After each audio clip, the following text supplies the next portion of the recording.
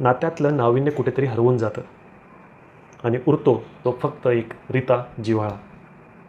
प्रत्येक पाकिटाच्या मागे बारीक अक्षरात लिहिलेलं असतं, बेस्ट बिफोर, म्हणजेच मुदत संपण्यापूर्वी वापरा. पण माणसाच्या कपाळावर किंवा नात्यांच्या कागदावर अशी कोणतीच तारीख छापलेली नसते. सुरुवातीला सगळं कसं छान असतं. त्याच्या किंवा तिच्या एका मेसेजवर रात्रीचे 2-2 तास जागणे, एकमेकाचे शब्द आणि शब्द जपून ठेवणे आणि तासनतास बोलूनही अजून खूप बोलायचे असं वाटणे. तेव्हा ते नातं एखाद्या औषधासारखं वाटायचं, माझ्या प्रत्येक एकटेपणावर मात करणारं औषध. पण मग हळूहळू वेळ बदलतो, गोडी संपते आणि फक्त सवय उरते. संवादाचे रूपांतर भांडणात आणि भांडणाचे रूपांतर शांततेत होते.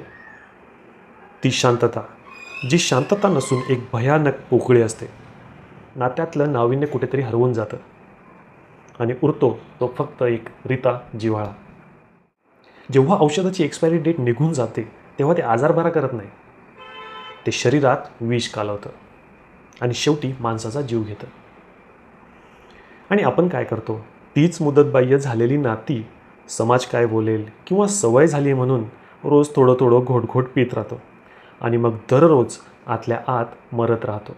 जर नात्यातली माया आटली असेल, जर सहवासात ऊब उरली नसेल आणि जर ते नातं तुम्हाला जोडण्याऐवजी तोडत असेल, तर समजून घ्या त्या नात्याची एक्सपायरी डेट येऊन गेली आहे. काही औषधं वेळीच फेकून द्यायची असतात आणि काही नात्यांना वेळीच अलविदा म्हणायचं असतं. स्वतःला वाचवण्यासाठी, स्वतःच्या अस्तित्वाला पुन्हा जिवंत करण्यासाठी.